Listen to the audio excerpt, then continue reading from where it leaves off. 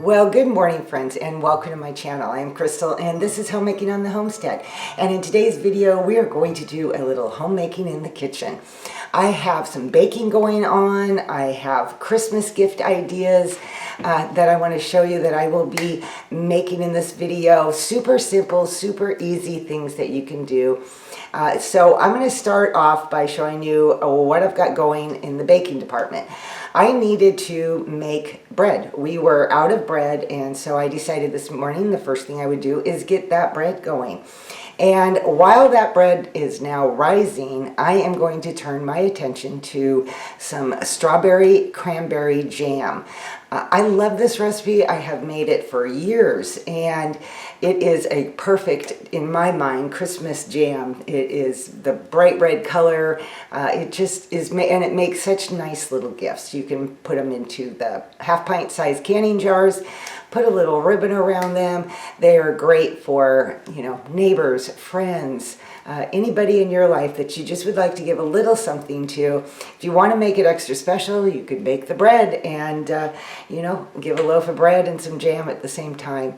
Now, I do want to say all the recipes or links to the recipes are going to be found in the description box below. Make sure you check out that if there is any of these recipes that you decide you would like to make.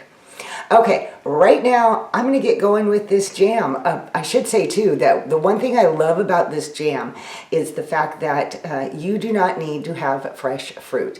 You need frozen fruit, frozen strawberries, and some cranberries.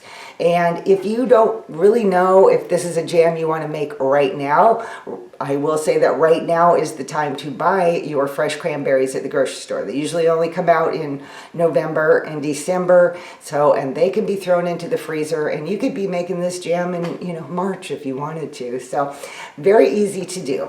I will be putting this in a boiling water bath canner to seal the jars, and this will be the first time I have used my Presto digital canner to do boiling water bath canning. I have always just done pressure canning with it, so I'm excited to be able to try that as well. And aside from the jam, I also have two hot drink mixes that I am really excited to share with you. One is for hot cocoa, and the other is for a chai tea mix. So make sure you stay tuned and get all of those great little gift ideas that will be in today's video. To begin making this jam, you'll need 3 pounds of frozen strawberries.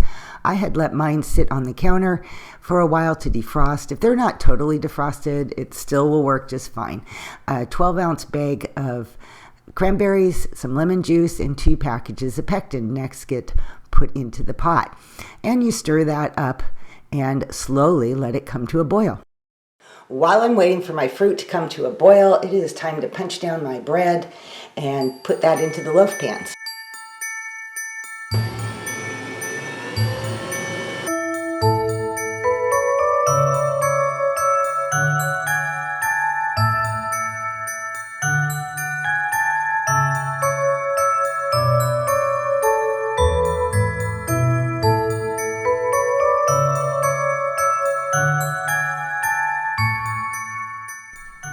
Once my jam has come to a nice boil and the fruit is getting nice and soft, at this point you can either continue to cook it down until the fruit breaks up, or you can use a stick blender and just to break up a lot of the fruit. The choice is yours depending on how chunky you like your jam. And then you're going to add all the sugar. And at that point, you bring it all to a nice rolling boil, which is a boil that cannot be stirred down. And according to the package directions on the pectin, you will let this boil and cook for 1 minute. After that, it is time to put it into the jars.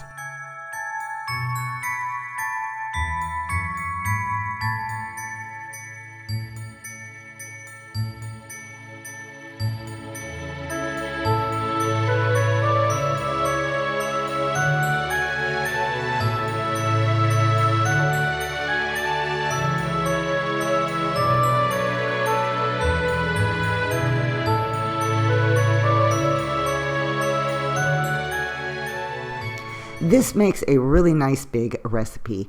My canner will hold 10 half-pint jars, and I had that much left over that was not going to be canned. but it will make, that's why it's great for Christmas gifts, because it does make a nice big batch. At this point, it was time to put all the lids onto my jars and the rings and get these into my canner. I have a Presto digital canner. You could just use a regular boiling water bath canner. It'll work just fine, and they get canned for 10 minutes. And while my jam was canning, it was time to put my bread in and let that cook for its 30 minutes. And oh my gosh, it was just two beautiful loaves of bread. I was really happy with the way this recipe turned out. And as I've said, you can find this recipe down in the description box. When the time was up on my canner, I was able to pull out my jars and let them cool. All right, you guys, there you have it. I have jam and I have bread, so a little bit of Christmas. And oh, I wanted to show you one thing. Hold on. I ended up with a pint jar of jam. I think I showed you that already, but so this will make 12 half-pint jars if you want to do that. I am going to probably end up just giving this to my grandkids for now, but and save the rest for little Christmas gifts, or we'll eat them too. Anyway, okay, now I'm going to show you two more Christmas gifts that are super easy to make, made in your kitchen. One of them is hot cocoa mix, which is a tradition. Everybody knows hot cocoa mix, but I'm going to show you the one recipe that I have been making for years and years now. And the other one is an instant chai tea mix. That is so good and very easy to make. So let's get to that. I'm very grateful that my Winco grocery store has this amazing bulk section where I can get all the things I need, and that includes the powdered milk needed for this cocoa mix, because you will need 16 cups, and that is a lot. It makes a large batch. Of course, you can always reduce it if you want, but yeah, it makes an affordable way to get it. So to make this cocoa mix, you're going to measure out your 16 cups of powdered milk and 1 1/4 cups of baking cocoa, along with 5 cups of sugar. And there's a little bit of a dash of salt in there too. I think that I didn't get filmed, but that's basically all the main ingredients there are in it. And then you're going to just start mixing it up. And as you can see, I still had quite a few clumps of the baking cocoa, but I wasn't too worried about it, because the next step that I do is I put it in batches into the blender. This just helps make it nice and smooth and make sure everything gets evenly mixed up. And because it's such a large batch, I just do one batch at a time. And then when I was done, I just kind of put it all back into the big bowl. I then decided, because I'm just storing it right now until I decide gifts and all that, I put it into a couple plastic containers that I can just have up on the shelf, and the rest of it went into a Ziploc bag. But this would be so easy to be able to give away as gifts, maybe even with a little mug and some marshmallows and a candy cane or something like that. And now for the chai tea, you are going to need some instant iced tea, unsweetened, and a few spices.